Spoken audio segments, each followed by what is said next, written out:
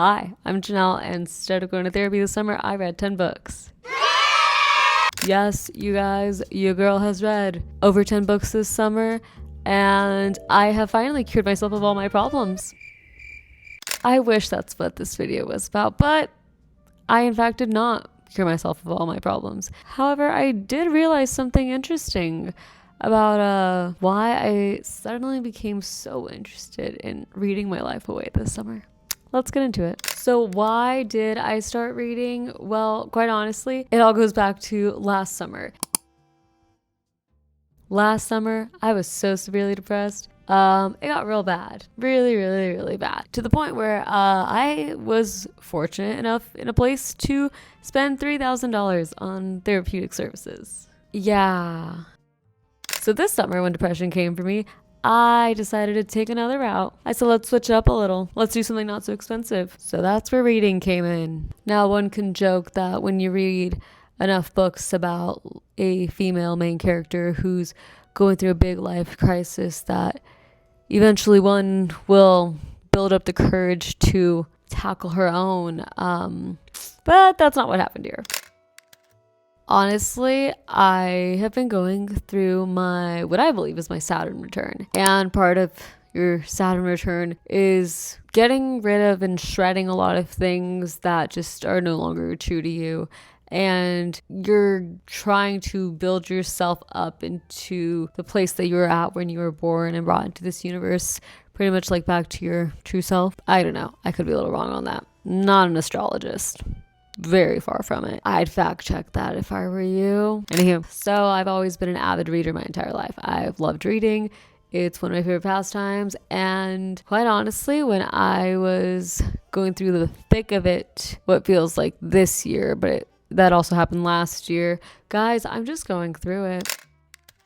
I like books. So I said, you know what? What's a great way to avoid all your problems and not feel alone? Get lost in a book. Get lost in a world that's not yours. So therefore we read. I do want to note that reading has been such a big part of my life. A lot of the cheesy beliefs and things that I wholeheartedly feel deep inside my core when it comes to who I am as a person stem from books. Like, books have inspired so much of who I am as a person. And yes, I have book tattoos.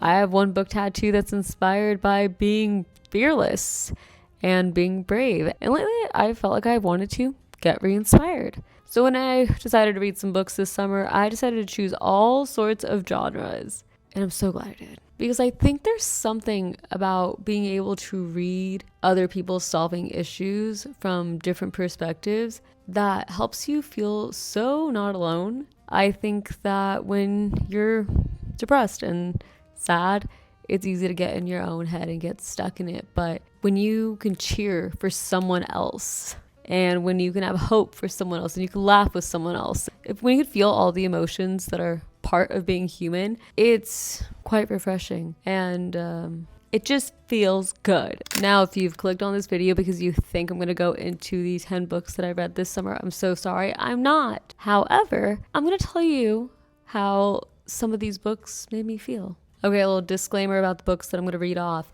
Guys, I discovered Rebecca Yarros this year. Yes, if you know who she is, she's the author of Fourth Wing. And oh my gosh, what a world this has been for me, because I've gone through the emotions. So let's talk about it. Now, the following books are going to be categorized under books that made me feel everything under the sun. Like, I laughed, I cried, I was inspired, I loved, I felt lost, all the things. All right, let's go. The Things We Leave Unfinished by Rebecca Yarros. Yep, this was a very hard read. I would never recommend this read to anyone, quite honestly. But this book, I felt it all. I really did. And under that same category, we have the Fourth Wing series. I'm not going to even talk about that. I could talk about that in another series, but there's not a day that goes by where I don't think about these characters. And this is the actor who I think should be Zayden Ryerson in my head. And you can disagree if you want, but now the next two books I read fall under the category of, they brought a little excitement to my life, a little thrill, if you will.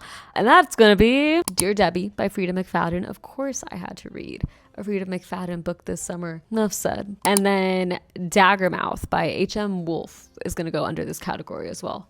Great thrills, great reads. And because it's summer, I was looking for a couple summer romances. Like, guys, I'm a girl. I'm not a girl. I'm a lover girl. And so therefore, these are the next books that I read that just hit me in the feels in all the best ways. And I will say, I have many opinions, but I'm going to keep it brief. I read Just for the Summer, Part of Your World, and Yours Truly, all by Abby Jimenez. I read all those three. I loved the third book more than the first two. That's it. And The Wedding People by Allison Espach. I don't know how to say it, you guys. But anywho, this book, oh my gosh, if you are in your late 20s, early 30s, you need to read this book.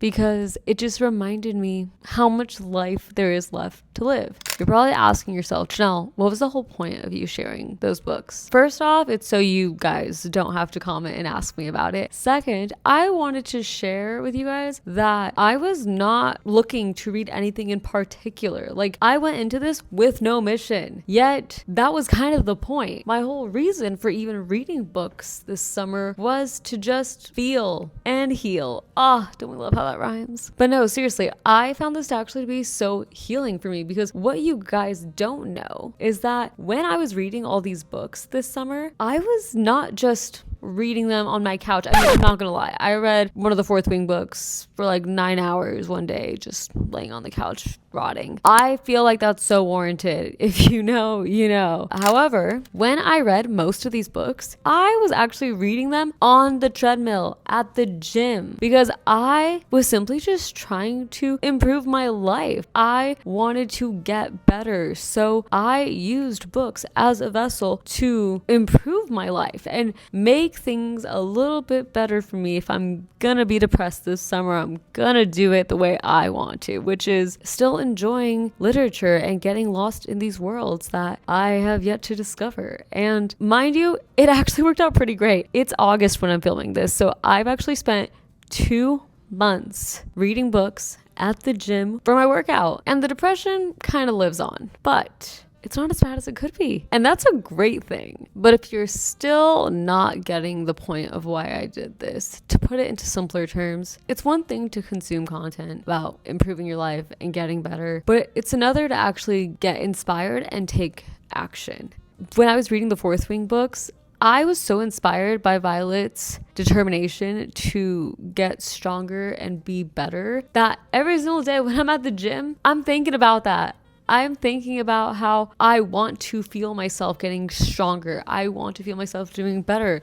And there's so many characters that I read about this summer that were flawed, that annoyed me, that I actually could relate to, because they were humans. And I know they're not real, but I think when you're just so stuck in your head and you can't get out of it, it's hard to seek other perspectives. It's hard to not feel like something's wrong with you. But books allow for us to gain a new perspective, for us to not feel so alone, for us to be able to relate. And I think that's what this whole journey was all about in the end. This goal of reading 10 plus books was not part of my summer bucket list, but I'm sure glad it happened. So no, I didn't actually replace therapy with books. However, I feel like reading books gave me something that therapy cannot. And I don't want to say that books are a replacement for therapy. I'm a big advocate for therapy. However, I do want to say that this was my experience with flipping it around and trying something new. Now, here are 5 things that reading taught me this summer. 1, I don't have to have it all figured out, and that's okay. 2, it's okay to make mistakes and fail. 3, it's okay to love loudly. It's okay to be a lover girl, and it's okay to be affectionate. 4th thing I learned from reading is that I learned how to be present. I learned how to just be in the moment and just focus on what's right in front of me, 1 page at a time. The 5th and final thing that I learned from reading is that it's okay to want to be alone.